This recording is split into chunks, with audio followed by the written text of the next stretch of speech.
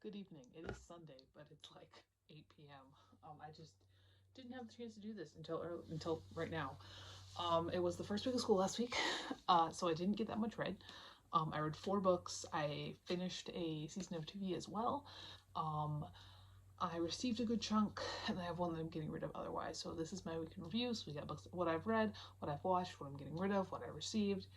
If I happen to finish a game once in a blue moon, that goes in here too. I generally finish like 1 or 2 a year, and I've already finished one this year, so we might not be looking at any more, especially considering right now I'm playing the Thaumaturge, which looking online takes hundreds of hours. So just wait on that. But I'm gonna do my best. I did remember that I do have my little Her Kid thing here, so I can tell you what prompts I did things for. So the first book I finished this past week is the 3rd volume of Bungo Stray Dogs. And for Her Kid, for this, I'm doing the series Staircase, 4+ books in a series. And so this is where I'm starting it, so I need to read books 3, 4, 5, and 6. I don't know that I own volume 6 yet. I'm going to have to do that at some point, get that at some point, but I did read volume 3. Bungo Stray Dogs is a manga series about this detective agency in Japan where we've got these really interesting like superpowers, and our main character is this little guy who can turn into a tiger. It's got very fun art. This is the kind of manga that got very, very popular on Tumblr in about 2015. And as somebody who's on Tumblr in 2015, I was always vaguely familiar with the concept of Bungo Stray Dogs. I never read it until recently. I guess I read the first volume a couple times, like years apart, but I've just started getting farther into the manga rather than the first volume. I will say this is probably my least favorite volume so far. Volumes 1 and 2 were both really fun. This one felt kind of meh for me somehow, even though looking back on it, a lot of stuff happens that's pretty interesting. This one felt meh, and I hope that doesn't speak to what the rest of the series is going to feel like for me. Overall, I ended up giving this 3 out of 5 stars. I'm obviously going to continue on the series at least through volume 6. I have to for Her Kid, but that is where we're at with that. Then I read my 200th book of the year. It's very exciting. I'm so far behind where I was even last year. Historically, I've been at about 300. I'm like 100 books behind what I normally am at this point in the year, and I don't know what it is about this year. It's crazy. For Her Kid, this was for the Even Bigger Rainbow. For Teal, I read Freak's Law by Jane Flett. Let me get this out of the way right here, right now. I loved Freak's Law. This book just felt like it was made for me. It's one of those books that like I read it, I'm like, yeah, this is for me. This one's for me. Freak's Law takes place in the 90s, and it follows this town where that's very small and rural and narrow-minded. And as somebody from a small rural town, even though this one's in Scotland and mine is in the United States, I'm like, this feels too close to home. But this freak show carnival comes into this town. What this freak show carnival does is it really kind of shakes up a town. It really kind of brings out the people that it knows is gonna want to be something bigger, something else, something better, and it takes them away. And part of, I think, one of the big reasons why I think this book spoke to me so much is because I absolutely fucking know that if when I was growing up in my small shitty town in rural North Dakota, if this thing had come through, I would have been one of those kids that got sucked up, and a part of me is still kind of like, Alicia Aurora, you're in a slightly bigger, small rural North Dakota town, but why the fuck are you still here? And this book kind of speaks to that part of me. Didn't mean to get personal there, but it really speaks to that. And I do, I mean, on a completely different level, I do love a carnival book. I love freak stuff. It is kind of reminiscent of the Freak Show, American Horror Story season, which isn't really one of my favorites. I've watched the first 3 seasons over and over again. I love the first 3 seasons. I have finished the 4th season. I never watched it more than once. I do have a DVD of it. I'm planning on rewatching it and then continuing on, finishing Hotel and going forward. But no, I really, really enjoyed this. This is one of those books where I could kind of look at it and be like, this is probably going to be my favorites of the year list. This book hasn't been getting great reviews, but it felt just so personal for me personally. Wow. It's a writer. That's me. I'm a fucking writer. Personal to me so personally. That, yeah, I mean, it is kind of gross at points, but you know what? Flett just lays it all on the table. 5 out of 5 stars. All right, then I read a erotica short on my Kindle. That is for Her Kid fave previous prompt. For that, I did the A to Z challenge because I love an A to Z challenge. I think they're so fun. And I got the letter V. And I was scrolling and scrolling and scrolling through my Kindle, and eventually I came up with The Voyeur by Ellis O'Day. And this is a very short, like 40-page erotica short about this girl who she is working for her dead brother's friend because she doesn't want to take a handout. And then this other brother's friend sees her watching this couple, because he owns like a sex club, watching this other couple having sex, and she just likes it so much. 2 out of 5 stars. It's exactly what you'd expect. Moving on. God, I don't even know if I want to move on. So the TV series, I didn't watch and finish a movie. I finished TV series, and so for this TV series, all summer, I would, every couple of weeks, I had a writing group, and this writing group was in a town about an hour south of me, which is about 20 minutes north of my parents. So I would go right now. I get up at like 6 in the morning, go down, visit my parents all day. And one thing that we'd always do in the afternoons is we'd watch this one reality TV show on Hulu. And I'm not a streaming person. I don't have any streaming services. My parents do have Hulu. And this is also the first reality TV show I've ever watched, just because it's not really ever something I was into. But I did watch the entire first season of The Secret Lives of Mormon Wives. I think this is a great series to watch with your mom, actually. It came out last year, 2024. I don't really have anything to say about it, except for that my phone listened to me, and now when I'm on TikTok, I get the Mormon moms. So, thanks. My favorite is Jen, but I think that could just be because I think she's the prettiest. Macy and Michaela are fun because they're just stirring shit up all the time. Whitney's really funny on TikTok, but I didn't really like her in the show. I don't know. I watched it. And then this morning, actually, I finished my 4th book. And this was for award season. This was a winner. It won some Japanese book prize. It was like a book of the year or something. I don't really know. I don't really remember the details. But I finished up Lonely Castle in the Mirror by Mizuki Sujimura. And this is another one of those books where, like, I could see this being one of my favorite books of the year. And I don't know, like this year I just feel like I've been reading such great books. I haven't been reading a ton, but I've been reading a lot of really good books. So maybe I need to stop thinking like I'm not reading enough, because I'm clearly reading some fantastic books so often this year.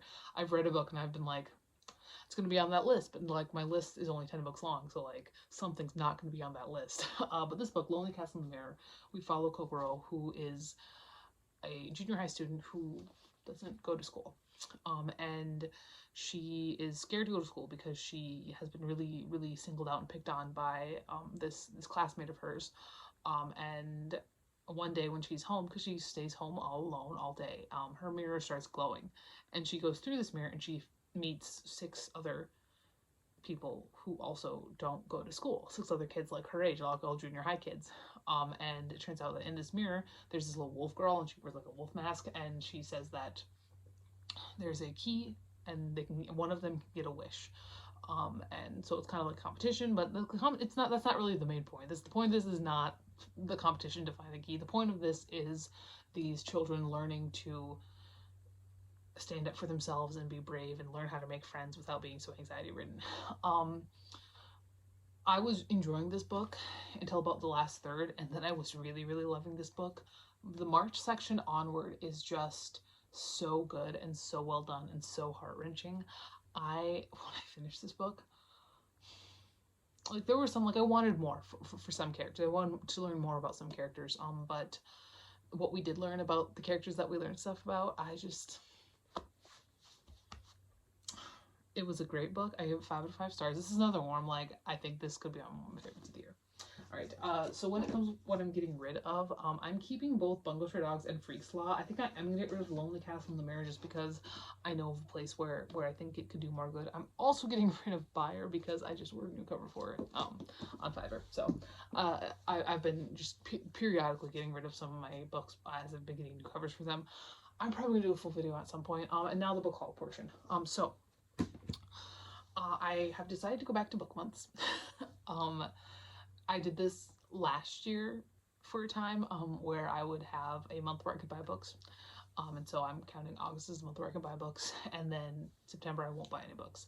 October I can buy books, and then I have 2 months, 1 month, 3 months, 1 month, 4 months, and it worked pretty well when I was doing it. I just think that my book buying is getting a little bit out of control. And I'm trying to not like be a freak about it, but it's getting a little bit out of control.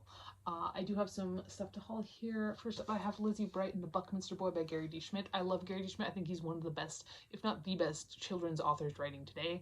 I love teaching OK for Now in my classroom. I had a great time with that last year, and I'm excited to do it again this year. I think it's just a fantastic book. This is not one that I have ever read.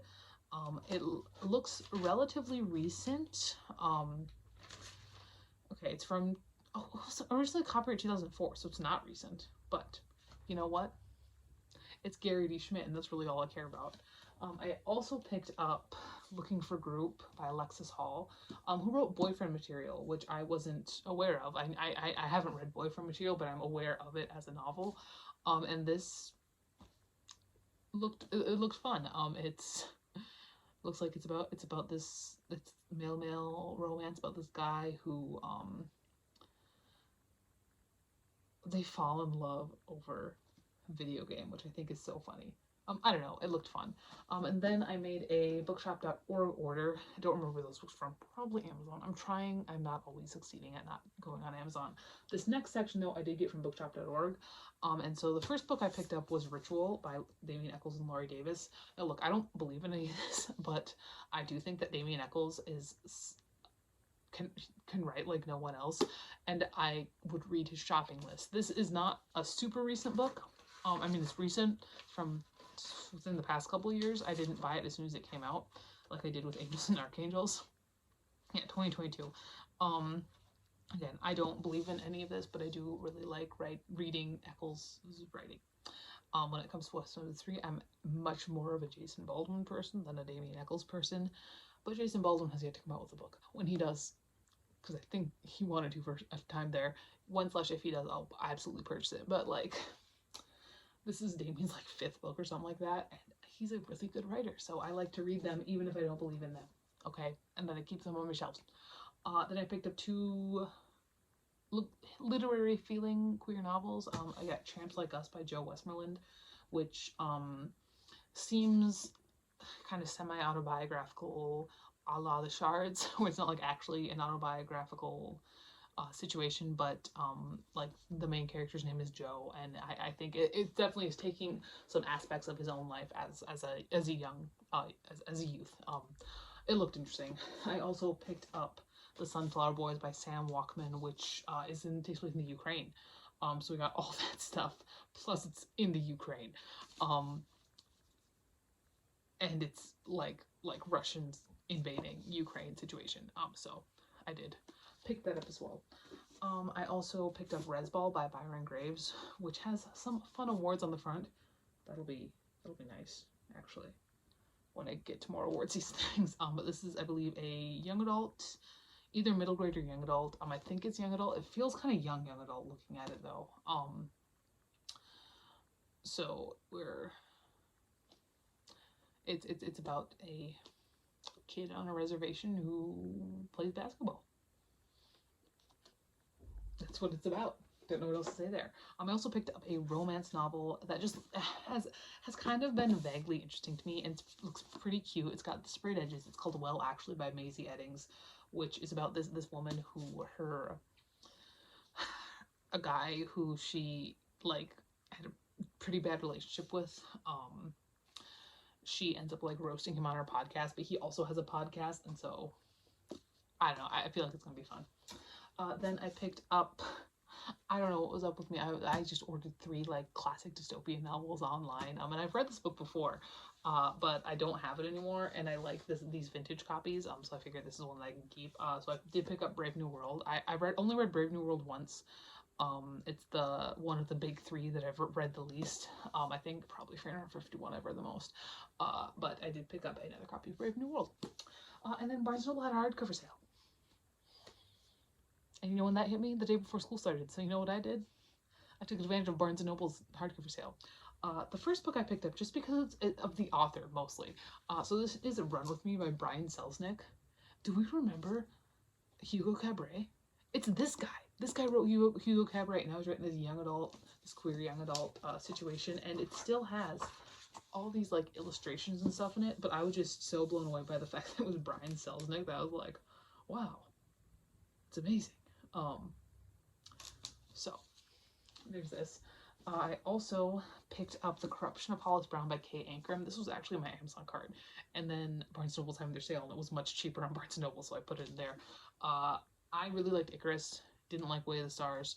But Icarus is Ankrum's 2024 release, and this is Ankrum's 2025 release, so I'm just hoping that I will like this one as well. Sword Cross by Freya Marsky, which is pretty. It's beautiful. I don't know much about this. It is apparently romantasy. It's queer. I'm interested. All right. Wrecked by Alex Gonzalez, which is like an online situation. Not a big fan of the fact that the tagline is be online or be unalive. Like, I understand what we're doing with that, but something about the TikTok speech just makes you like, oh, like, come on, don't censor yourself, man. Like, I understand, but it's like, it's making me cringe, and that's probably the point. It's like an online situation. And this last one I picked up because it reminded me, it was making me think of Brady Snellis. That's The Stalker by Paula Bomer. It just makes me think of Brady Snellis. It's literary. But yeah, that is that. That is my week in review. Hopefully I can get some more read this week. My current stack, I've got 3 books in like a little stack. 2 of them shouldn't take me too long. 1 of them might take me a little bit longer. Hopefully, though, I can get them all read with relative quickness. That's everything. I'll talk to you later, and goodbye.